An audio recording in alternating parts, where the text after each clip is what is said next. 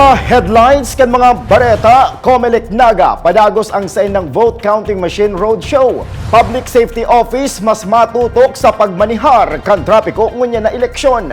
Mga alternatibong ruta sa Naga pwede nang agihan kan mga motorista, sabi kan Public Safety Office. 7 anyos na aking lalaki nalamos sa salog kan Libmanan, Camarines Sur. Diyos marhay na hapon. Ako si Mark Mendoza, ang saindong tagapaghatod bareta. Para mas dakol ang makanood kung paano ang tamang pagboto, padagos ang ginibong vote counting machine roadshow kan Commission on Election digdi sa Siyudad ng Naga. Uyang sa kuyang report.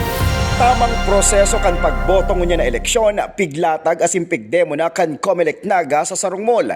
Ito po is another activity, Vote Save Pilipinas. So, it is a 5-day VCM roadshow para po maipakita sa public na reliable po yung vote counting machine in terms po sa pag-evaluate, pagbasa po ng mga votes sa ballots. Enot, malistakan sa imong pangaran asin tatawan kanin balota. Gamit ang itom na marker, i-shade ang kandidato na gusto mong pilion. Asin pakatapos ilaag sa VCM, halaton ang resibo. Asin i-double check kung tama ang mga nakalistang kandidato na sa indong binoto. Asin makalis ma-check ang resibo, ihulog na sa box. Sigun kay Attorney Ednalyn Referiza, Comelec Officer kang Naga, dakulang tabang inisubuot sa mga botante, ngani maaraman kung paano ang tamang proseso ninda kan pagboto. Bali po, itong ballots po ito, yung ano lang po ito, parang hindi lang po talaga yung ano to, yung totoo, yung sample lang po ito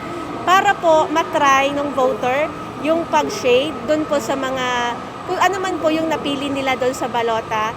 Then, para po magkaroon sila ng actual voting experience, para po on election day, may idea na po sila kung paano po yung pag-shade, kung paano po yung pag-feed ng ating balota sa vote counting machines after po nila ma-compare or ma-check yung voters receipt po nila, ihulog po nila dun sa voters receipt receptacle box. Mark Mendoza para sa GNN TV 48 Naga News Break. Mientras tanto, nagpagirumduman si Naga City Comelec Officer Attorney Ednalyn Referiza sa mga maboto na magdara ng valid ID bilang pagpapasiguro sa paglaog sa mga polling precinct. Pwede man subot darahon ang mga vaccination card asin ang perming magsunod sa minimum health protocols. Ano po, yung pwede po nila dalhin ang identification o mga identification documents po just in case humingi po yung mga electoral boards ng proof ng kanilang identity. So, and then ballpen po. Ay hindi, ballpen kasi may pipirmahan po sila dun sa election day computerized voters list. Pero yung gagamitin po nila sa pag-shade is yung marking pen na ipoprovide po ng electoral board.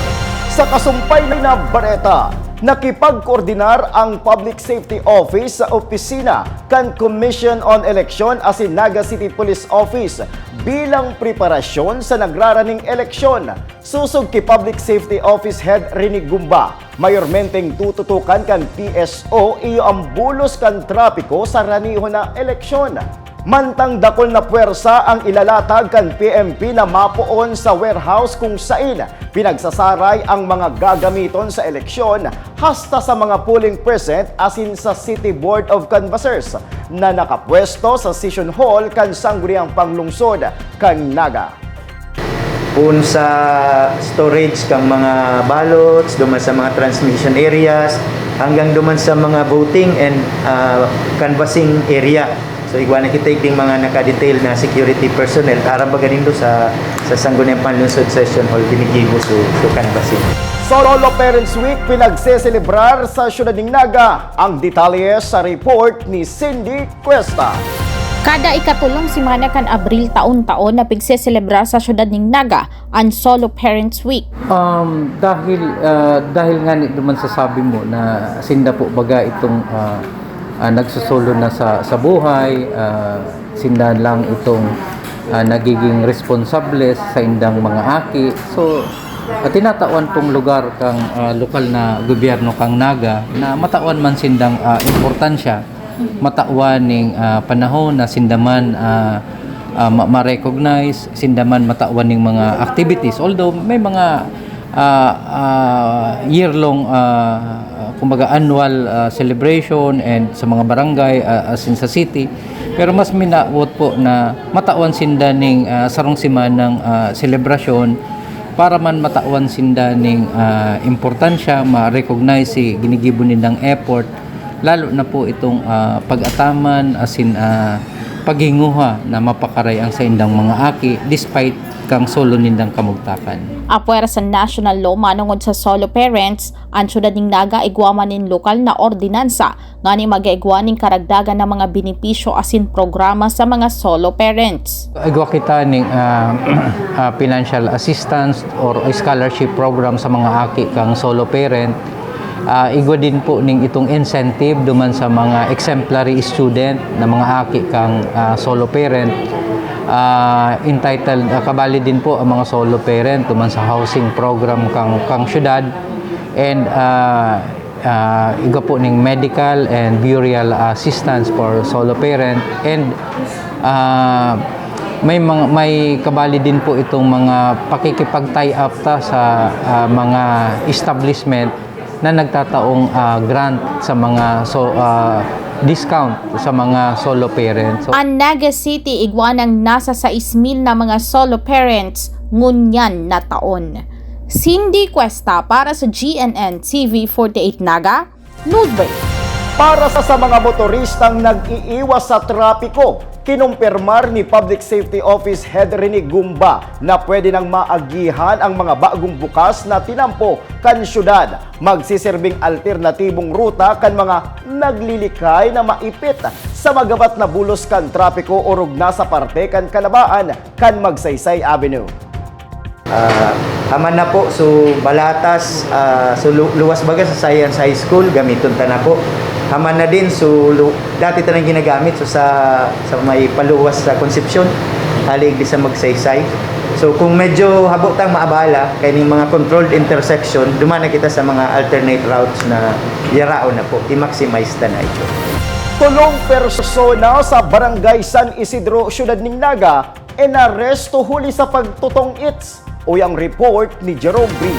Inaresto kan mga kapulisan ang tulong individual matapos na maaktuhan na nagkakarawat nintong AIDS sa Barangay San Isidro, Naga City, kasud bang hapon. Sigun kay Police Major Crisanto Romero, ang Station Commander kan Police Station for Naga City Police Office, may nagpaabot sa wotin sumbong sa mga pulis na may nagsusugal sa nasambitan ng lugar hanggang sa maaktuhan ang mga sospek na si Helen Cortez, Rose Nacario asin Daisilin Bermas na recover sa lugar ang Baraha asin taya na nagkakantidad 610 pesos. Informasyon na nagabot po sa Muya na sumbong na ugad ang nangyaring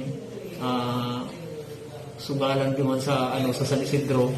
So ang ginimo po sa tuwing mga operatives, nagpalo po sila sa lugar kasi iyo po to naaktuhan ang tulong suspect na nag-ano po na kakawat ning ining illegal number games. Bali sa Baraha po ang niya kinakawatan. Mga alas 5:30 po sinanada po sa zona sa iskang Barangay San Isidro. Sa kunya, nasa kustodiya na kan Police Station for Naga City Police Office ang mga sospek asin sasangatan in kasong pagbalgar sa Presidential Decree 1602 o Illegal Gambling Law. Para sa GNN TV 48 Naga, Jerome Breeze, Newsbreak. Sa pagbabalik kang Newsbreak, 7 anyos na aking lalaki gadan makalis na malamos sa salog kan Libmanan, Camarines Sur. Yan asin iba pang mga bareta sa pagbuelta kang GNN TV 48 Naga, Newsbreak. Naghahanap ka ba ng one-day printing? Look for AET Ads. We offer tarpaulin printing, billboards, panflex, laser cutting, and stainless for quality signages and many more. Your signage is the face of your business. Kaya ano pang hinihintay mo? I-level up mo na ang signages at billboard mo. Matatagpuan sa Pabidon 4, Door 5, Panganiban Drive, Naga City, in front of Boy Scout and Girl Scout of the Philippines. Sa Central Branch, located at Barangay Dinaga, Naga City, Salbay, Barangay Sagpon, Daraga Albay. For inquiries, you may call or text at 205-5322 or 0998-952-7485 and look for Mr. Willis Soliman. AAT Ads ka na, your one-day quality printing.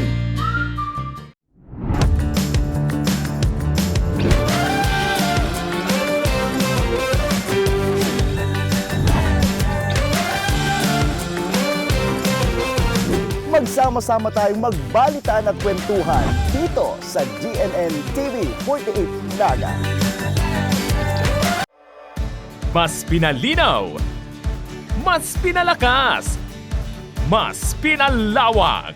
Ang GNN TV 48 Naga, digital na! Kung ang inyong TV sets ay digital ready na, pindutin ang scan o search channel button at makikita ang GNN TV Channel 48. Maaaring gumamit ng indoor o outdoor antenna para sa mas klarong panonood. Ganito rin ang gagawin kung kayo ay gumagamit ng digital box. Sa mga susunod na araw, asahan ang mga programang malapit sa puso ng mga Bicolano.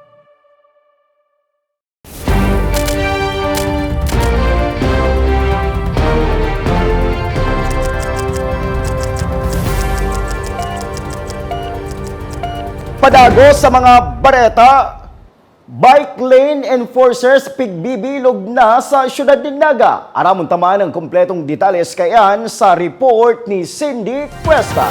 Nag-abot na sa nasa 4,800 ang mga rehistradong siklista sa syudad ng Naga. Padagos pa ining nagdadagdag dahil dakol na anay hilig digdi huli to mas eco-friendly asin syempre mas tipid ngunyan pang padagos ang paglangkaw kan petrolyo.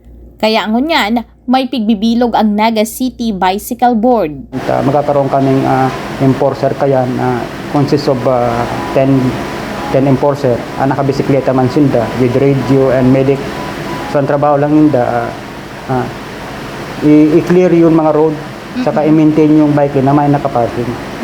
Tapos pag may na-accident, pwede sila mag-radio. May mga ordinansa manungod sa bisikleta sa syudad ng Naga. Alagad daing man natututukan ang pagdakop sa isay man na nagbabalgar. Kaya dapat mag-create kitang enforcer dyan. Ang trabaho lang nila, educate yung mga tao. Sir, bawal po dyan ang bike. Bike din po yan, agyan po yan. Regardless kung may nagamit umayo ka yan, dapat dahil malilig yan. Kapag ginamit yan ng siklista, lalo na pang during peak hours na nakaparking dyan, pag nagluwas yung siklista, pag na-aksidente siya, hirak man. Cindy Cuesta para sa GNN TV 48 Naga, Nosebay. Mientras tanto, pinagtawan doon kang Naga City Bicycle Board ang importansya kan pagpaparehistro kan mga bisikleta na pinaggagamit sa tinampo. In kaso magkaigwanin rimalaso, makakatabang subuot ang ibinugtak na sticker asin ID na yaon sa sarong may sadiri nin bisikleta. Hinaabon si bisikleta mo. Na-recover. Mayo kan rehistro. Paano mapaprove na sa imang bisikleta? Sige daw. Dahil man tataw yung kang PNP. Makaman receipt. Let's say sabihin mo, almost 1 year na kasi namaraan si resibo ko. O paano mapaprove na sa imang bisikleta? Ang nangyayari sa mga PNP, nakastock sin dagabos na bisikleta. Nahilig mo ba sa mga station niya raw si bisikleta? Taday naman ma-prove na sa enda. Sa part ni, nakagibo kaming paraan sa enda na maitaon sa enda. With their serial number, naka-store yan sa computer number. Itong serial number ma'am ng mga bisikleta nila, nasa amin.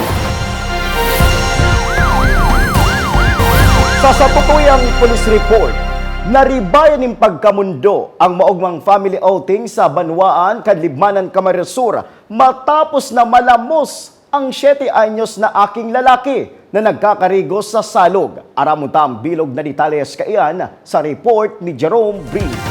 Mayo na nin buhay kan madukayan kan mga otoridad kasud mang alas 11 nin udto ang sarong 7 anyos na aking lalaki makalis ining malamos mantang nagkakarigos sa kaibahan sa iyang pamilya sa salog na sakop kan Barangay Tampuhan, Libmanan, Camarines Sur kan nakaaging Abril 18. Sigun kay Police Staff Sergeant Emeros Organis, tagapagtaram kan Libmanan PNP, Nagdesisyon subot ang pamilya kan biktima nagikan pa sa Cavite na magkarigo sa nasambitan ng lugar alagad nakaduman sa hararom na porsyon kan salog ang menor de edad na tulos pa manapig-aragapan kan sa iyang paryentes alagad da ini na isalbar. Tulos man na naghaga din asistensya ang pamilya sa mga otoridad tanganing marescue ang biktima alagad kinagahan na ininakwa 600 metros ang rayo gikan sa pagkarigusan kan biktima. So, base po sa report na nakabot po sa Pentilimanan, so ini pong insidente kang pagkalamos po kasarong aki is nangyari kasahapon po sa barangay Tampuhan, Bidmanan, Camarines Sur na kung sa inyo po ini yung biktima is Dayo. Nag-uli lang po sinda para po mag-attender ng family reunion and nagkawag po sinda ng swimming din duman po sa barangay since the barangay is river barangay. So, nagkataon na ini yung aki po is napapunta duman po sa medyo hararong na area po Kansalo and day na po naagapan sa aki. So, nagagad po tulos ini yung responde tabang sa MDRR and the MDRR po naghagad din po ng assistance halik po sa Edmero Province, PCGA Calabanga, BP Limanan and Barangay Council para po sa possible retrieval po kaso aki so hapon. But dahil po siya nahili sa hapon so bago lang po siya nakuha around 11:20 in the morning po nakuha si aki. Dagdag pa kan opisyal na may mga nai-report naman na insidente nin pagkalamos sa nasambitan ng salog kaya pinag-iingat ang gabos o rugnaan mga naikabisado ang lugar tanganing maiwasan ang siring na insidente. Para sa GNN TV 48 Naga, Jerome Breeze, Newsbreak. Sa iba pang police report, anom na sachet ning pinagtutubo ng shabu na may timbang na anom na gramo asin nagkakakantidad nin 40,000 pesos ang na-recover kan mga miyembros kan Baaw Municipal Police Station matapos ang ginibong search warrant operation kan Suudma sa residensya kan suspect na si Julian Britannico Jr., residente kan Zone 6, Barangay San Isidro kan nasabing banwaan. Nagserbi man bilang testigo sa pag-imbintaryo kan mga ebidensyang nakumpiskar ang mga barangay opisyal kan Barangay San Isidro, Baaw, Camarines Sur. Asin yan ang katiripunan kan mga bareta ngunya na aldaw. Dai malingaw na bisitahon ang samuyang official Facebook fanpage asin ilay ang GNN TV 48 Naga para pirmi kitang updated sa mga bareta asin istoryang bida ang Bicolano. Liwat ako po si Mark Mendoza. Digdisa na yan sa GNN TV 48 Naga News Break.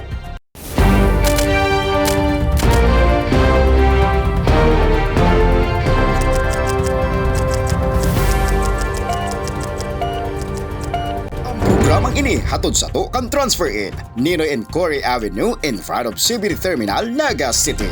Sky 911. Every Filipino deserves to be beautiful. Located at Mayod Street, Naga City.